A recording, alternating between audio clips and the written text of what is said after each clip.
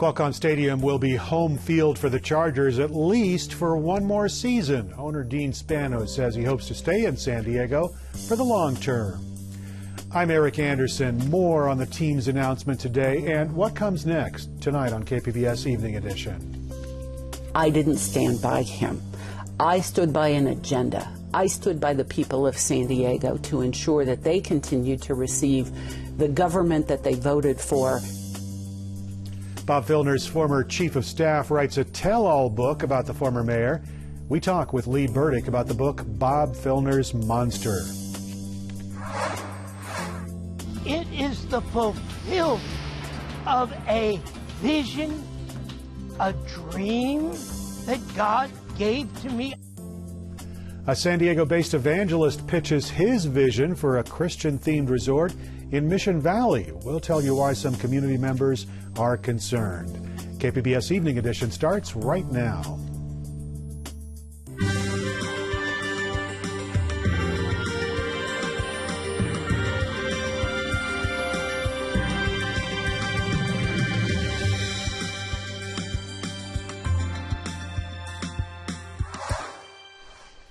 Good evening and thanks for joining us.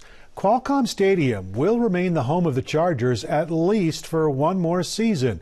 That decision announced today by team owner Dean Spanos. But KPBS Metro reporter Andrew Bowen tells us the big announcement is not all good news for Charger fans. He joins us from the newsroom with the story. Chargers owner Dean Spanos made his announcement on the team's website this afternoon. He says he's reached a deal with the soon-to-be Los Angeles Rams on joining that team in their stadium in Inglewood, but he hasn't decided whether he'll be moving. He met with Mayor Kevin Faulkner and County Supervisor Ron Roberts, he says, and he looks forward to working with them and the business community to resolve the stadium dilemma. My focus, he said, is on San Diego. Minutes after the news broke, NFL Commissioner Roger Goodell released his own statement saying he supported Spanos' decision and that the league would give $300 million to help build a new stadium in San Diego. That's 3 times what the league originally offered earlier this month. Well, Mayor Faulkner and Supervisor Roberts today said they appreciate Spanos' willingness to stay in San Diego and look forward to a fair and viable stadium plan that will go before voters. Andrew Bowen, KPBS News. New NFL data reveals a surge in concussions among players. The NFL reporting a 58% increase in concussions in regular season games in 2015. It is the highest number in 4 years. Officials say the spike is due to more efficient identification of head injuries by doctors and more reports by players. A powerful winter storm is heading towards San Diego this weekend. KPBS weather reporter Steph Davis has the forecast. Really couldn't ask for a nicer Friday weather-wise. Just beautiful out there. Hopefully you had a chance to get out and enjoy it. Now, just off to the north, though, across parts of northern and central California, we're still dealing with unsettled conditions. You'll notice all of this wet weather indicated on our satellite and radar. Some of those yellow areas are an indication of locally heavy rain. So if you're traveling to the north, to the Bay Area, San Francisco, definitely want to anticipate some weather-related travel delays. But taking a closer look around home, we have largely dry conditions, mainly clear skies. As I mentioned, it was just a beautiful Friday out there, and we will enjoy a comfortable and pleasant Friday night. So we're looking at clear skies in Borrego Springs as temperatures fall back to 45 degrees, back to the upper 30s tonight in Mount Laguna. Ramona coming in at 42 degrees, 48 and clear in Oceanside, 55 and quiet for our Friday night in San Diego. So if you have Friday night plans heading out to kick off the weekend, you should be good to go. Mother Nature definitely cooperating.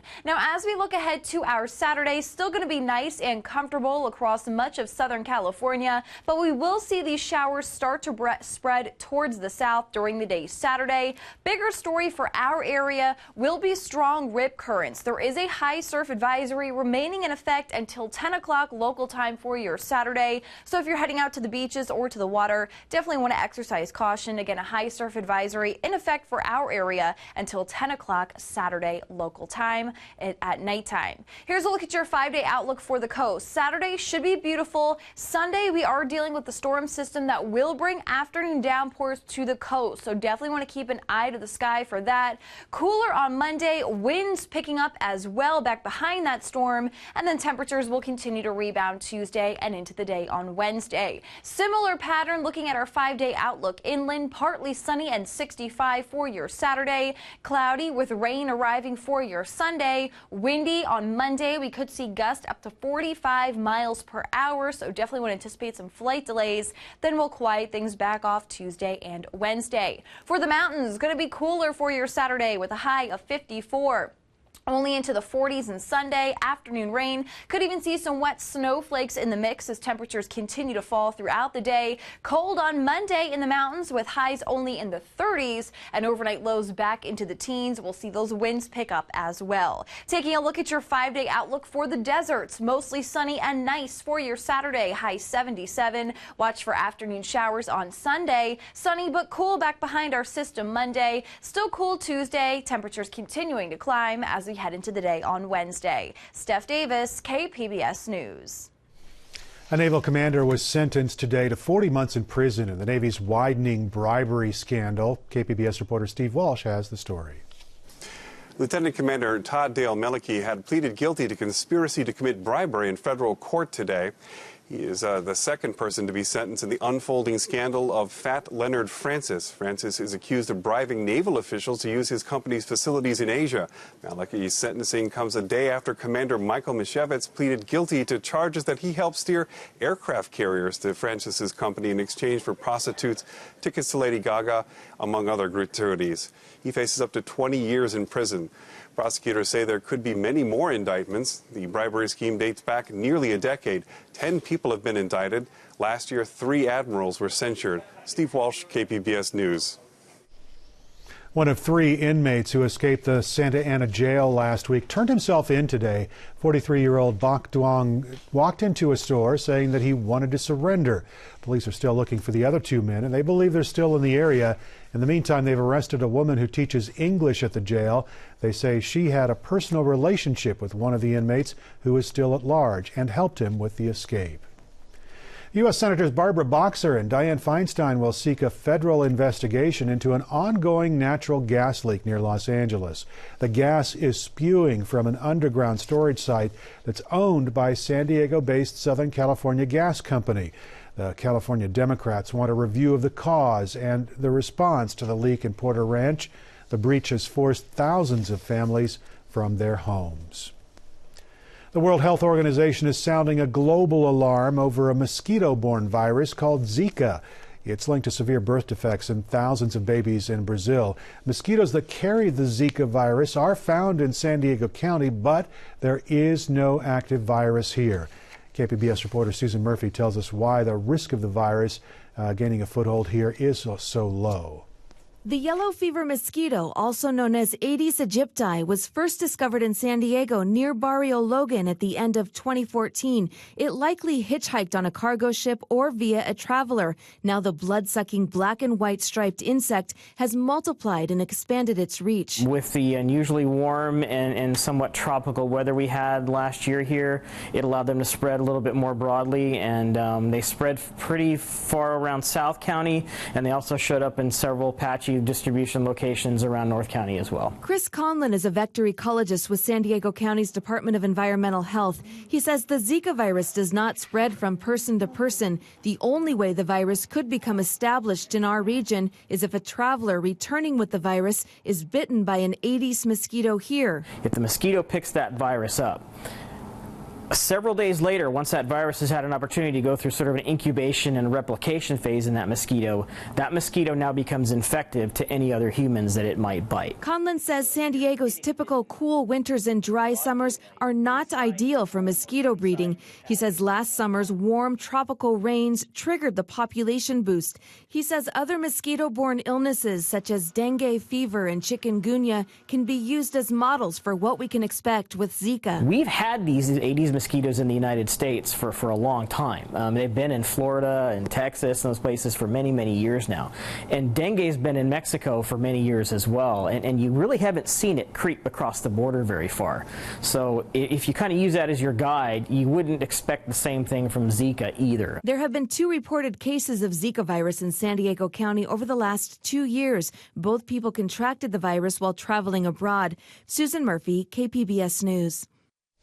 San Diego's investor-owned utility is boosting the region's electric vehicle charging network. Utility officials say the addition of thousands of charging stations will serve the region's EV fleet. San Diego Gas and Electric is building 350 charging stations. The utility's April Bolduc says each location will get about 10 individual charging stations that should make it significantly easier to serve the region's 19,000 electric vehicles. We're focusing strictly on multifamily communities and places of work. And one of the key reasons right now is because about 50% of our region lives in multifamily communities. I can probably count on one hand about the amount that offer charging. Charging stations are already in place at the company's headquarters, and customers can use a special PIN so their charge-up can be managed. The utility is testing a system that charges different rates for different times of day to see if that impacts drivers. Colin Santulli works at the Center for Sustainable Energy. He says he's excited about the pilot program's possibilities. It allows the drivers to charge any energy usage right back to their SDG&E bill. So one of the biggest benefits of driving electric vehicles is the convenience. No more gas station stops. SDG&E will share any research data they compile. Utility officials say this initiative will help the state meet its greenhouse gas emissions goals by making it easier to put an electric vehicle on the road. 40% of the state's greenhouse gas emissions come from vehicles.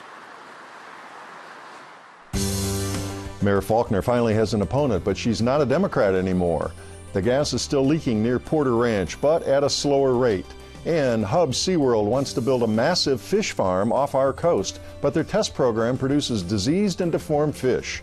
I'm Mark Sauer. Join us for the Roundtable tonight at 8:30 here on KPBS. Former San Diego Mayor Bob Filner broke his silence earlier this month in an interview with online news organization Voice of San Diego. Now his former chief of staff is speaking out as well in a new book titled Bob Filner's Monster. KPBS reporter Amitha Sharma spoke with Lee Burdick. Lee, the sexual harassment scandal surrounding former San Diego Mayor Bob Filner was a sordid chapter in this city's history. What made you want to resurrect it and write this book? Amitha, this is an important story that needs to be told for several reasons. The primary one is that people deserve to know how their government operates. While the media covered this scandal relentlessly, there was so much going on behind the scenes that I think that the people need to know, particularly in an election cycle, what was going on so they know how their government works. And if they want to change it, they can. Name one thing very quickly that would shock people about what went on behind the scenes. There have been a lot of reports in the news lately about whether the mayor's office was bugged. And I'm here to tell you, and I say it in the book, it was. I was there when our consultant came in and swept our offices. I saw the devices that detected the eavesdropping, and I know that it happened. But there were denials in other quarters that this ever happened. There are statements that when the police chief came in later and did a sweep of the bugging, there was no evidence that the bugging was still ongoing. But my belief is that as soon as we found out, the eavesdroppers knew we found out and they stopped. So the police chief's story makes perfect sense in that context. Okay, I want to move on.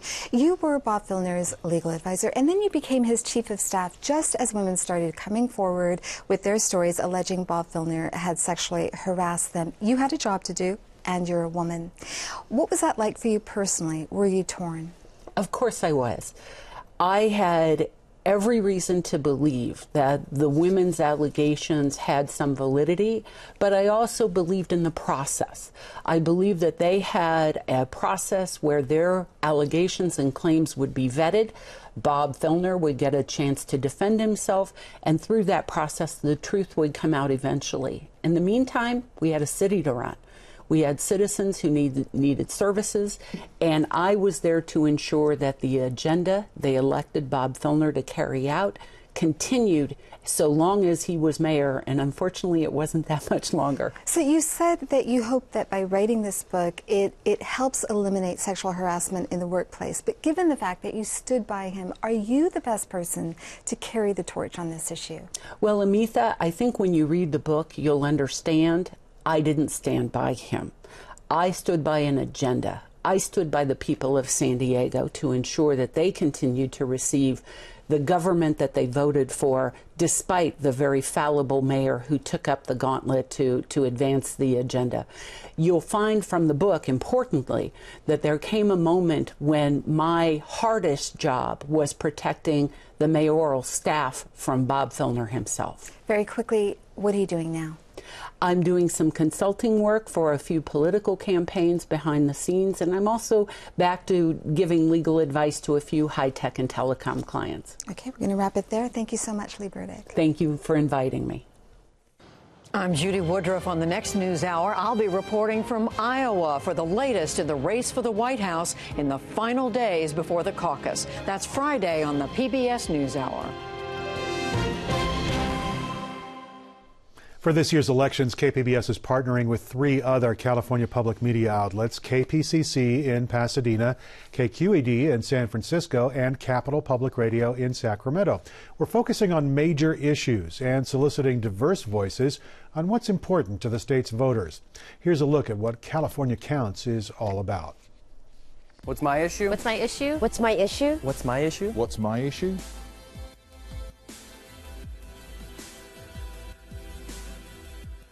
There's been a very large divide in the educational system and how it works in, say, the inner city versus more affluent neighborhoods. Our children are losing out on many opportunities. We need to change that. I believe in being able to protect yourself and not rely on the government to do that. And if the government were to take away my right to own a gun, I don't feel safe. Actually taking a political stand regarding police brutality and how it coincides with black males or blacks period and how they're treated. I'm not even black and I understand that. I see past the color, it's just that's what's happening today. Over the past couple decades we've seen wages remain stagnant. I want to vote for a candidate that brings the middle class back up and we have housing actually become affordable again in this country. I want a candidate who is able to be forceful and not willing to back down and not willing to let ISIS spread in the Middle East and on our home soil. In my belief, Congress and the political and economic system is owned by the 1%. We need the government that works for the rest of us.